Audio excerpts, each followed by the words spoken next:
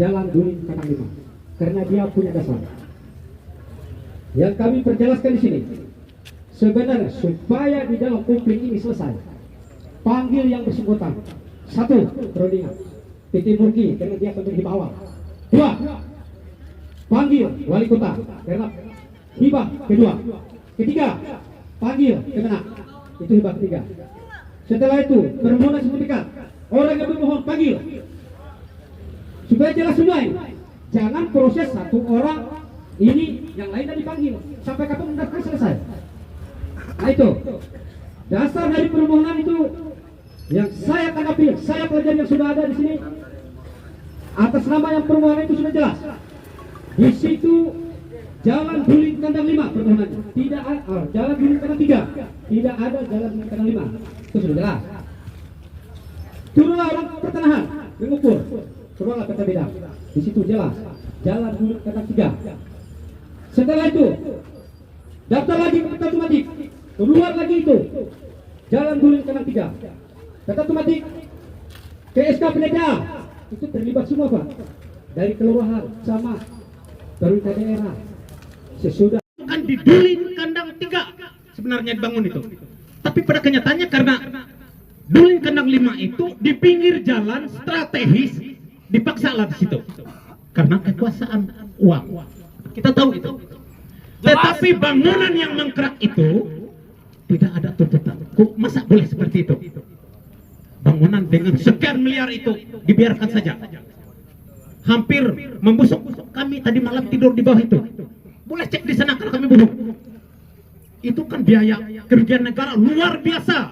Kok kenapa dibiarkan?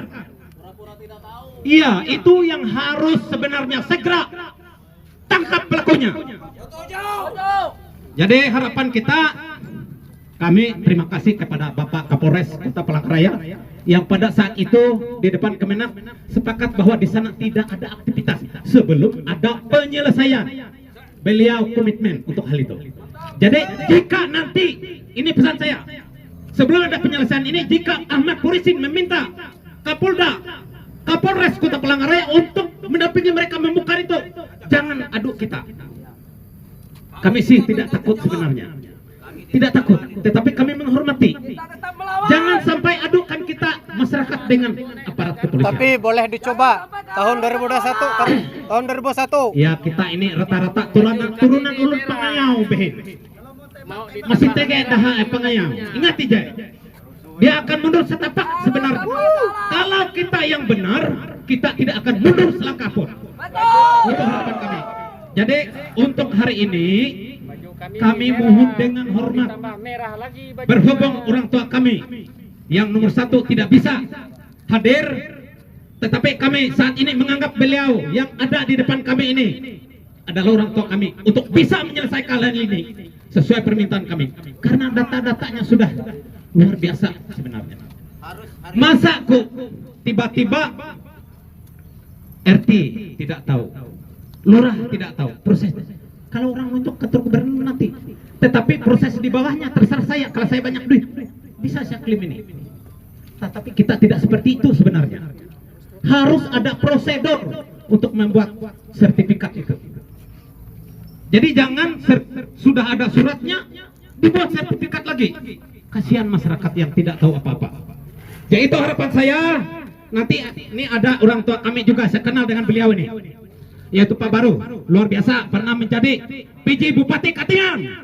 Jadi fasilitasilah ini, nanti bantu kita terkait dengan tuntutan masyarakat di Duling Kandang 5 yang sudah dikuasai oleh mereka. Kami tidak akan melepaskan itu. Setelah tahun baru kita sepakat akan merahkan Kalimantan Tengah jika tidak diselesaikan dengan cepat. Nah untuk itu harapan saya mewakili Katingan, kami berharap dengan hati yang jernih, dengan hati yang tulus kepada Bapak kami yang ada di depan ini untuk segera menyelesaikan kasus ini. Kasihan masyarakat. Mereka dari awal dulu sudah ada di sana Pak. Belum ada bangunan itu. Itu sudah dapat kita pastikan secara realistis.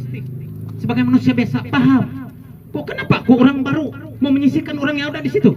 Dijual enggak? Diklaim enggak? Memang tanah asalnya. Jadi harapan saya untuk hari ini sekali lagi, termasuk Pak Gubernur dan Pak Kapolda nanti evaluasi laporan Ahmad Turisin itu. Jangan dibuat-buat untuk membuat orang tersangka. Kita tahu itu padahal pasal 335 itu sudah dihapus. Ada kutipan MA itu di situ, Mahkamah Agung. Itu dipaksa mau menjerumuskan pimpinan kami di Kalimantan Tengah. Kami tidak akan. Kalau dipaksa kita buat gaduh aja nanti. Semut saja jika kita injak bisa menggigit. Apalagi kita ini kuat kok, kuat. Jadi kita bukan menentang, tidak. Hargailah masyarakat kecil. Kita berada menjadi seorang pejabat itu untuk mengayuh masyarakat, untuk mensejahterakan masyarakat. Kita paham itu. Nah, jadi yang terakhir saya minta evaluasikan nanti tuntutan besok katanya dipanggil. Jika mereka jadi tersangka besok, ingat, jika mereka 4 ini nanti jadi tersangka gara-gara laporan Ahmad Turisin, sementara laporan kami yang sebenarnya luar biasa itu termasuk korupsi yang ada di Kemenang, yang bangunan mangkrak 2013 hampir 13 miliar, tidak sedikit itu. Bisa satu rumah duitnya itu. Kita tidak pernah lihat itu. Nah, jadi untuk itu harapan kita bekerja dengan tulus, ikhlas. Jangan lihat kiri kanan. Satu sak di sebelah kanan, satu sak di sebelah kiri. Kita oleng. Tidak berjalan lurus. Jadi itu harapan saya. Saya mengingatkan kita semua. Tidak ada manusia atau orang siapapun yang tidak suka dengan duit. Kita hidup ini mencari duit untuk kita hidup, untuk kita makan.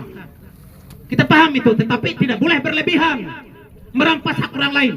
Itu harapan saya terkait dengan 2 permintaan tadi, terutama Bapak kami yang ada di depan ini untuk memanggil semuanya, Ahmad Turisin terutama. Yang kedua, tadi wali kota, pertanahan.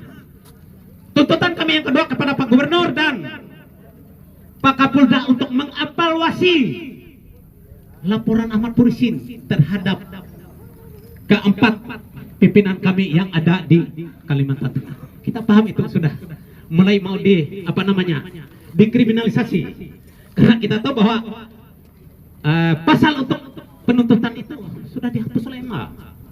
Ada kutipannya. Kok kenapa dipaksa? Laporan kita ke Polda kembalikan ke Kapolres. Coba bayangkan secara akal sehat. Itu sudah tidak benar. Ahmad Turisin diproses di Polda laporannya.